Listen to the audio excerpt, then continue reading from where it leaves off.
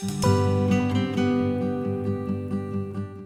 I'm Megan Faraimo. I play professional softball in the States and in Japan. I pitched 5 years at UCLA, and I'm a member of the women's national team. I'm Marcie Faraimo, and I'm her mom.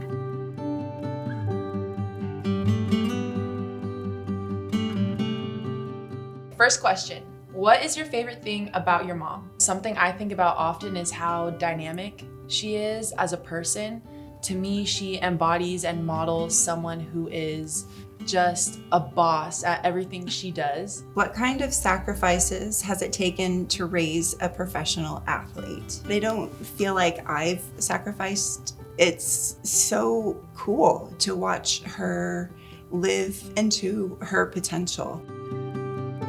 From my perspective, is that my mom has actually sacrificed a lot. Like, she just went back and got her degree after 20 years. Mind you, I'm 23 years old. For me, it was just flexing different parts of me at different times. And now that you have your wings and you're doing your thing professionally, right, I get to flex a different part. I got to go back to school. At the end of the day, it's all part of the plan. And that's where I think you just have to trust and have faith when you're following your heart and doing the right thing and prioritizing responsibility. What's one of your favorite memories with your mom?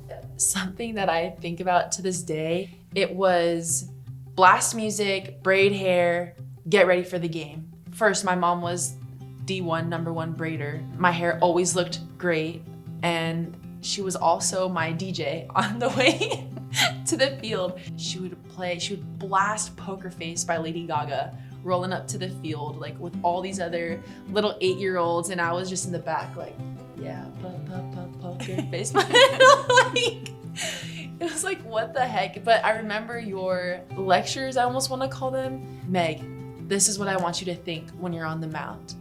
Don't let any other team's cheers, don't let even the parents, anything outside distract you from what you're there to do. Don't let nasty cheers or whatever upset you. Have that poker face. Unfortunately, some people were just rude and nasty to a little girl. So part of it was also to protect her heart. To just try to keep it real, right? Not pretend like those things weren't being said about her age or her height, but to just make sure she was mentally tough. There's a couple of times I have been misgendered. I've been called a man when I used to play volleyball, and I would hit the ball pretty hard. Yeah. I look different than your typical volleyball player, I guess. So misgendering is kind of a thing that's happened in my life that was just, it was tough. But I still showed up the next day and I played, and I still played hard, and not that I didn't care what they say, like, of course I'm young, it's gonna get to me, but I didn't let that stop me. What's one way your mom has been there for you? I think we're at a tournament or something, and I was just struggling and no one else could see, and my mom pulled me to the side and was just like, hey, what's going on? And it kind of took me out of nowhere. I thought I was doing such a good job of putting on a brave face, which I think a lot of women in this society try to do.